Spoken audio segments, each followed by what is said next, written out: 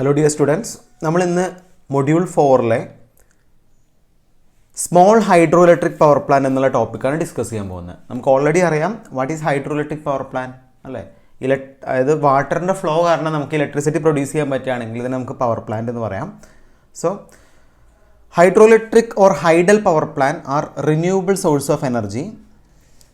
These are work based on the availability of water at a particular area is known as catchment area. So catchment ഏരിയയിലെ വാട്ടറിൻ്റെ availability അനുസരിച്ചാണ് നമുക്ക് electricity generation കിട്ടുന്നത്. They have long lifespan and can function effectively for many years without the consumption of non-renewable energy sources. Non-renewable അതിൻ്റെ consumption ഇല്ലാതെ തന്നെ നമുക്ക് കുറേ കാലത്തേക്ക് ഒരു എനർജി ജനറേഷൻ പോസിബിൾ ആവുകയാണെങ്കിൽ നമുക്ക് ഹൈഡ്രോ പവർ പ്ലാന്റ് എന്ന് പറയാം. So they utilize the energy of a flow of a river അല്ലേ, നമുക്കറിയാവുന്ന കാര്യങ്ങൾ തന്നെയാണ്. So the hydro plant can be a large scale or small scale. The hydro plants with a capacity more than 50 kilowatt can be categorized as large scale.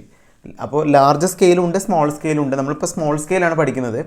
15 കിലോവാട്ടിൽ കൂടുതൽ electricity generation produce ചെയ്യുന്ന power പ്ലാന്റുകളെയാണ് നമ്മൾ large scale എന്ന് പറയാം. പക്ഷെ നമുക്ക് പഠിക്കാനുള്ളത് ഏതാണ്?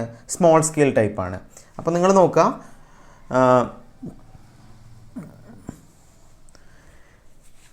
the downside however is that suitable catchment areas are most likely to be in forested or ecological regions.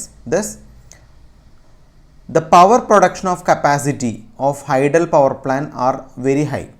വളരെ ക്ലിയർ ആണ്. അപ്പോൾ എക്കണോമിക്കലി ഫ്രാഗൈൽ ആയിട്ടുള്ള അല്ലെങ്കിൽ ഫോറസ്റ്റിലായിരിക്കും നമ്മൾ ഹൈഡ്രോ പവർ പ്ലാന്റ്സ് ജനറേറ്റ് ചെയ്യുന്നത്. അപ്പോൾ ഒരു ലാർജ് ഏരിയ യൂസ് ചെയ്യുന്നതുകൊണ്ട് തന്നെ ഇവിടുത്തെ പവർ ജനറേഷൻ കൂടുതലായിരിക്കും. The land area acquired for building dum will be large and may cos deforestation. അപ്പോൾ ഈ ഫോറസ്റ്റ് നമ്മൾ യൂസ് ചെയ്യുന്നതുകൊണ്ട് തന്നെ ഒരുപാട് ഡിസഡ്വാൻറ്റേജും എന്തിനുണ്ടാവാം? ഹൈഡ്രോ ഇലക്ട്രിക് പവർ പ്ലാന്റ് ഉണ്ടാവാം. അതിലൊന്നാണ് ഡീഫോറസ്റ്റേഷൻ എന്ന് പറയുന്നത്, ഒരു ഡിസഡ്വാൻറ്റേജ് ആണ്. ലോസ് ഓഫ് ബയോഡൈവേഴ്സിറ്റി എന്ന് പറയുന്നത് ഡിസഡ്വാൻറ്റേജ് ആണ്. Large civil construction four establishing dam എന്ന് പറയുന്നത് ഒരു ഡിസഡ്വാൻറ്റേജ് ആണ്. Change and resettlement of even entire villages etcetera. അപ്പോൾ വളരെ ക്ലിയർ ആണ്. ഒരു ലാർജ് ഏരിയ നമ്മൾ യൂസ് ചെയ്യുന്നു, അതിൻ്റെ ഫലമായിട്ട് നമുക്കൊരു ഹൈ പവർ കിട്ടുന്നു. പക്ഷേ ഇതിന് കുറേ ലിമിറ്റേഷൻസ് ഉണ്ട്. ആ ലിമിറ്റേഷൻസ് എന്തൊക്കെയാണ് നമ്മളിപ്പോൾ പറഞ്ഞു. Okay, to concern over such repercussions a large capacity plan proposed by KSEB at Silent Valley in Kerala was dropped in 1980s. But hydel power plants are eco-friendly compared to the other power plants since they are devoid harmful emissions. അപ്പോൾ വളരെ clear ആണ്. നമ്മൾ പറഞ്ഞു ഒരുപാട് advantages hydro power പ്ലാന്റിനുണ്ട്, പക്ഷേ അതിലേറെ ഡിസഡ്വാൻറ്റേജസും ഉണ്ട്. കാരണം നമ്മളെ എൻവയോൺമെൻറ്റിനെ തന്നെ എഫക്റ്റ് ചെയ്യുന്ന രീതിയിലാണ് അതിൻ്റെ വർക്കിംഗ്. അപ്പോൾ വളരെ ക്ലിയർ ആണ്. ഈ ഒരു പ്രോബ്ലം ഓവർകം ചെയ്യാൻ, അല്ലെങ്കിൽ ഈ ഒരു പ്രോബ്ലം ഉള്ളത് കൊണ്ട് തന്നെ സൈലൻറ്റ് വാലി എന്നുള്ള പ്ലേസിൽ Kerala state electricity board generate ചെയ്തിരിക്കുന്നത് വളരെ ചെറിയ തോതിലുള്ള ഇലക്ട്രിസിറ്റി ജനറേഷനാണ്. അതിനെയാണ് നമ്മൾ ബേസിക്കലി എന്ത് പറയുന്നത്, ഇവിടെ ഓൾറെഡി പറയുന്നുണ്ട്, this is called hydel power plants. അപ്പോൾ നമുക്ക് എന്താണെന്ന് നോക്കാം ഡീറ്റെയിൽ ആയിട്ട്. അപ്പം ഞാനിപ്പോൾ പറഞ്ഞു ഹൈഡ്രോ പവർ പ്ലാന്റിൻ്റെ അഡ്വാൻറ്റേജും ഡിസഡ്വാൻറ്റേജസും പറഞ്ഞു.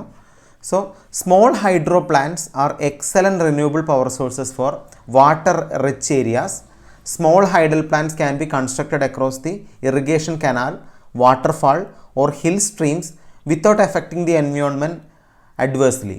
Normally, small hydro electric plant work better in situation places having low head and high flow speed. അപ്പോൾ നമ്മൾ പറഞ്ഞു, അപ്പോൾ ഈ ഒരു പർപ്പസ് കൊണ്ട് തന്നെ നമ്മൾ ഒരു ലാർജ് സ്കെയിൽ പവർ പ്ലാന്റിന് പകരം നമ്മളൊരു സ്മോൾ ഹൈഡ്രോ പ്ലാന്റ്സ് യൂസ് ചെയ്യാറുണ്ട്. അതുകൊണ്ട് നമുക്ക് എൻവയോൺമെൻറ്റിനെ എന്ത് ചെയ്യാം? പ്രൊട്ടക്റ്റ് ചെയ്യാം. ഓക്കെ, അപ്പോൾ അതിൻ്റെ ക്ലാസിഫിക്കേഷൻസ് നോക്കാം. നമ്മൾ പറഞ്ഞ ഹൈഡ്രോ പ്ലാന്റ്സ്, സ്മോൾ ഹൈഡ്രോ പ്ലാന്റ്സിൻ്റെ ക്ലാസിഫിക്കേഷൻ നോക്കുകയാണെങ്കിൽ അതിൽ ഫസ്റ്റ് ക്ലാസിഫിക്കേഷനാണ് മൈക്രോ ഹൈഡ്രൽ പ്ലാന്റ്സ്. സോ അതിൽ ജനറേറ്റ് ചെയ്യുന്ന ഇലക്ട്രിസിറ്റി എന്ന് പറയുന്നത് അപ് ടു 100 കിലോവാട്ട് വരെയാണ് ജനറേറ്റ് ചെയ്യുന്നതെങ്കിൽ നമുക്ക് മൈക്രോ ഹൈഡ്രൽ പ്ലാന്റ്സ് എന്ന് പറയാം. 100 to 2000 കിലോവാട്ടാണ് ജനറേറ്റ് ചെയ്യുന്നതെങ്കിൽ നമുക്ക് ബേസിക്കലി പറയാം this is called mini hydel plants. Small hydel plants എന്ന് പറയുന്നത് ബേസിക്കലി 2000 to 15,000 കിലോ വാട്ടാണ് ജനറേറ്റ് ചെയ്യുന്നതെങ്കിൽ നമുക്ക് ബേസിക്കലി എന്ത് പറയാം, സ്മോൾ ഹൈഡൽ പ്ലാന്റ്സ് എന്ന് പറയാം. ഇങ്ങനെ മൂന്നായിട്ട് നമുക്ക് എന്തിനെ ക്ലാസിഫൈ ചെയ്യാം, ഹൈഡ്രോ ഇലക്ട്രിക്കിനെ ക്ലാസിഫൈ ചെയ്യാം. അപ്പോൾ നിങ്ങൾ നോക്കുക, ഇതാണ് ബേസിക്കലി അതിൻ്റെ സ്ട്രക്ചർ വരുന്നത്. സ്ട്രക്ചർ വളരെ ക്ലിയർ ആണ്. നിങ്ങൾക്ക് ഇവിടെ ഒരു വാൽവ് കാണാം, ഒരു നോസിൽ കാണാം, ടർബൈൻ കാണാം, ഇലക്ട്രിക് ജനറേറ്റർ കാണാം, ഒരു ബെൽറ്റ് കാണാം അല്ലേ. അപ്പോൾ ഈ വാൽവിലൂടെ നമുക്ക് വാട്ടർ ഫ്ലോ ആയിരിക്കും വരിക. ഈ വാട്ടർ ഫ്ലോനനുസരിച്ച് നമുക്ക് നോസിൽ കൺട്രോൾ ചെയ്യുന്നതനുസരിച്ച് ഈ ടർബൈൻ എന്ത് ചെയ്യും, റൊട്ടേറ്റ് ചെയ്യാൻ തുടങ്ങും. ടർബൈൻ റൊട്ടേറ്റ് ചെയ്യുമ്പോൾ ഓട്ടോമാറ്റിക്കലി ഇവിടെ ഇലക്ട്രിസിറ്റി എന്ത് ചെയ്യും, ജനറേറ്റ് ചെയ്യും.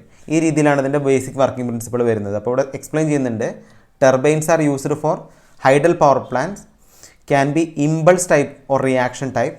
An example of small hydro plant using an impulse turbine namely Pelton wheel is shown in figure. അപ്പോൾ നിങ്ങൾ നോക്കുക, ഇവിടെ യൂസ് ചെയ്യുന്ന ടർബൈൻ ഏതാണ്, ഇവിടെ പെൽട്രോൺ വീൽ എന്നുള്ളൊരു ടൈപ്പ് ടർബൈനാണ് ഇവിടെ നമ്മൾ ഈ ഫിഗറിൽ യൂസ് ചെയ്യുന്നത്. So water in the small dam is taken through large pipe is known as pen stroke of the tube. അപ്പോൾ നിങ്ങൾ നോക്ക്, ഈ നമ്മൾ ആ വാട്ടർ ഒഴുകുന്ന പൈപ്പിനെയാണ് നമ്മൾ ബേസിക്കലി എന്ത് പറയാം, പെൻ സ്ട്രോക്ക് എന്ന് പറയാം. അപ്പോൾ പെൻ സ്ട്രോക്ക് ഇവിടെ മാർക്ക് ചെയ്തിട്ടില്ല. പിന്നെ ഇവിടെ പറയുന്നുണ്ട്, based on the load at the particular time of flow the pipe is controlled by automatic needle valve. ഇവിടെ ഒരു നീഡിൽ വാൽവ് നിങ്ങൾക്ക് കാണാം അല്ലേ, ഒരു നോസിൽ കാണാം. അപ്പോൾ വാട്ടർ ഫ്ലോനനുസരിച്ച് അത് ഓട്ടോമാറ്റിക്കലി കൺട്രോൾ ആവുമെന്നാണ് പറയുന്നത്. പിന്നെ ഇവിടെ പറയുന്നുണ്ട്, water flow through the nozzle before reaching the turbine blades for providing high velocity. Water having high velocity on the turbine and it rotate due to the impulsive action of water. The shaft of the turbine is connected to the generator which produces electricity. The flow control at the nozzle take care of load fluctuation. Since the environmental impact is less, many countries including India preferred this sustainable method for power generation. അപ്പോൾ clear ആയിട്ട് ഇതിൽ തന്നെ പറയുന്നുണ്ട്, ഇതിൽ നമുക്ക് കൂടുതൽ എക്സ്പ്ലനേഷൻ്റെ ആവശ്യമില്ല. ഇങ്ങനെയാണ് നമ്മൾ ഹൈഡ്രോ ഇലക്ട്രിക് പവർ പ്ലാന്റിൽ എന്ത് പ്രൊഡ്യൂസ് ചെയ്യുന്നത്, ഇലക്ട്രിസിറ്റി പ്രൊഡ്യൂസ് ചെയ്യുന്നത്. അപ്പോൾ നിങ്ങൾ ഇതിൻ്റെ സ്ട്രക്ചറും കൂടി വരച്ചിട്ട് പഠിക്കുക. ഓക്കെ, അപ്പോൾ ഇതാണ്.